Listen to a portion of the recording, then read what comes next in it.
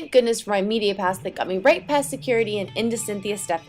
Although, come to find out, due to the rain, there was no need to rush. I mean, I guess nobody wanted bad hair. I was gonna have to deal with bad hair all day now because of the rain.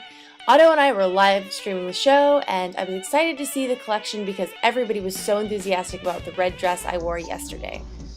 One of the first pieces to come out was seafoam green, and I was so excited to see it. I mean, it's a color that we just don't see very often. Now the suede boots, I wasn't a fan of those, and the florals are an obvious choice for spring. The muted colors are something that we've also seen on the runway in every collection thus far, so that wasn't a surprise either. Shrunken jackets, I'm not such a fan, but I think that might be because of my linebacker shoulders, and the pleats were nice. They were seen on a lot of different pieces. We also see another juxtaposition here with the utilitarian jacket and the perfectly ruched dress. Super feminine, super beautiful, would look great on anybody. Now this one, I'm not so sure. You wouldn't see me strutting my stuff in that cropped up.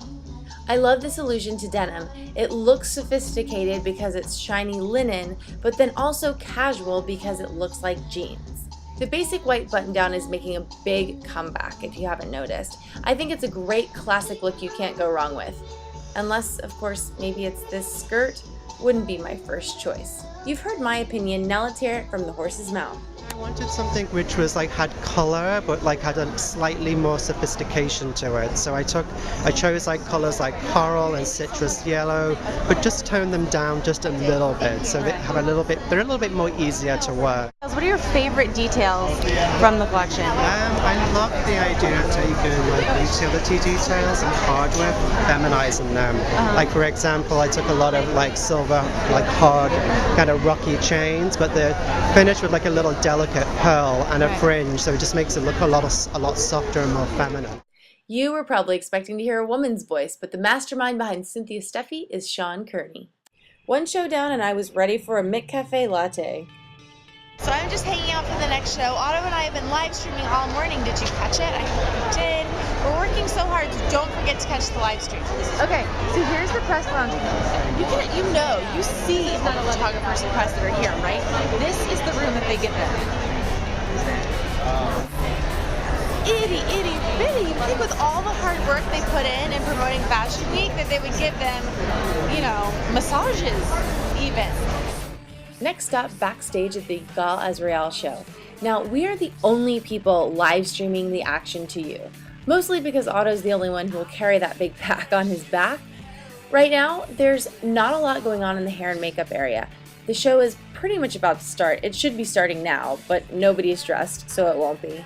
Now, knowing that this area is usually packed, what I want to know is, how did this woman finagle a hand massage in the middle of the hair and makeup area? I mean, what was she doing so special?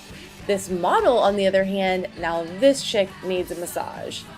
And this one, I'm kind of surprised she's not on her BlackBerry. That's usually what they do while they wait. Anyway, continuing further backstage, we see the board that gives the lineup. We get to touch the clothes before they hit the runway, which is kind of cool, and then see how they're all going to be put together. Everybody gets so excited about the celebrities that come backstage to get their picture taken. It's just a common occurrence. But what isn't? Male models getting naked. Oh yeah. Seats are filling up, y'all.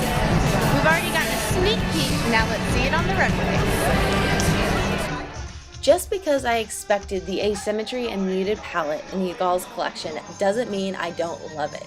There's something about it that's just so captivating, and I'm not really sure that I can put my finger on it, to be quite honest. The attention to detail, he's always had that. Check out this beadwork, will you please? Amazing! Beautiful! And then, of course, the back, as we've seen in other collections, very important.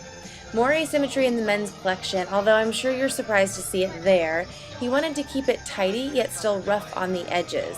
I think if you just take these pieces as separates, they'd be very wearable for an average man, but I think that men are a little bit intimidated by clothes that they see on the runway or how a stylist would put them together. This piece was the showstopper for the celebrities and stylists. We saw it backstage. They wanted to make sure that it laid properly when she walked, and I think it looks beautiful. truly stunning. I think this is the color they call shark in the pamphlet. But this was my favorite. I mean, look at all of those little ropes. Can you imagine having to sew those on? And then the razorback is the killer. Although, there was this number that I also liked. The notes tell me that Yigal was going for a more body-conscious look, that he used scalpel precision to create graphic and bold shapes. There was less layering than in past collections to give the collection more definition, more structure, which I can absolutely see where they're coming from. Now, there were a lot of earth tones, but I feel like the asymmetry was something that gave it character, which is what he's known for doing. And then when there was color on the runway, it really popped, which is probably why I like that dress.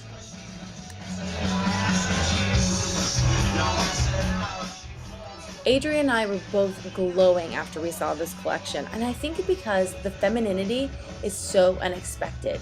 It looks hard, the lines are harsh, it's geometric, but at the end of the day, when you slip on a piece of Yigal, you just feel beautiful. And he himself, the designer, is quite beautiful, if I do say so myself.